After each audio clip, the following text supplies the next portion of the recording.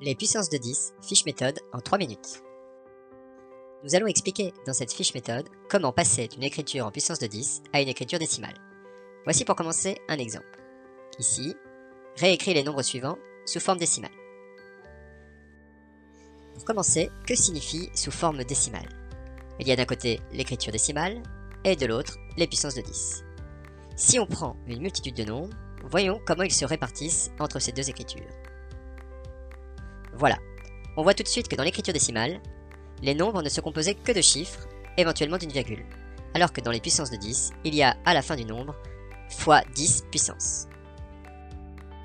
Voyons maintenant comment passer d'une puissance de 10 à une forme décimale. Prenons le premier exemple, 3,536 fois 10 puissance 2.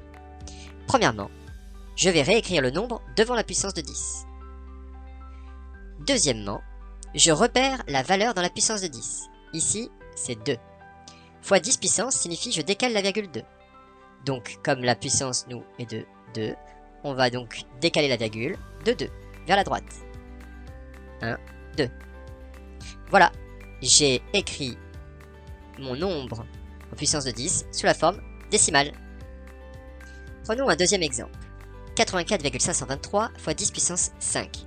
On va suivre les mêmes étapes. Premièrement, je réécris le nombre devant la puissance de 10, c'est-à-dire 84,523.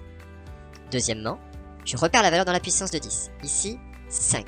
Je vais donc décaler la virgule de 5. 1, 2, 3, 4 et 5. Lorsqu'il me manque des chiffres, j'ajoute un point. Troisièmement, je mets des zéros s'il manque des chiffres.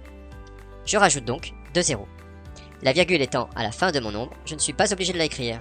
Mon résultat est donc celui-ci.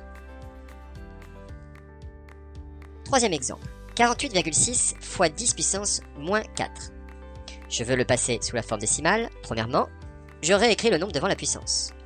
48,6. Deuxièmement, je repère la valeur dans la puissance. Ici, moins 4. Je dois donc décaler la virgule de moins 4. C'est-à-dire décaler la virgule de 4 vers la gauche. 1, 2, 3 et 4. Comme il n'y a pas de chiffre devant la virgule et qu'il en faut toujours un, je mets un point. Troisièmement, je mets des zéros s'il manque des chiffres.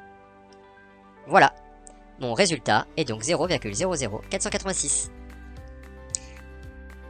Pour finir, regardons le dernier exemple, 10 puissance 3.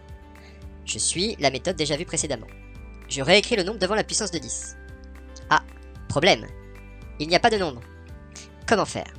Bien en fait, on ne l'a pas écrit, mais 10 puissance 3, cela revient à dire 1 fois 10 puissance 3. Mais comme 1 fois ne change rien, des fois on ne le met pas. Mais pour passer à la forme décimale, nous allons donc l'ajouter. Je recopie donc le nombre, 1, et là, je vais rajouter la virgule. Elle n'y figure pas, parce qu'elle est à la fin du nombre.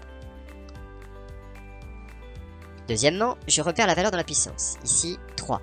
Je dois donc décaler la virgule de 3 chiffres. 1, 2 et 3.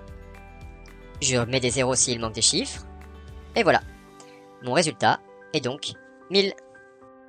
Et voilà, c'est aussi simple que ça.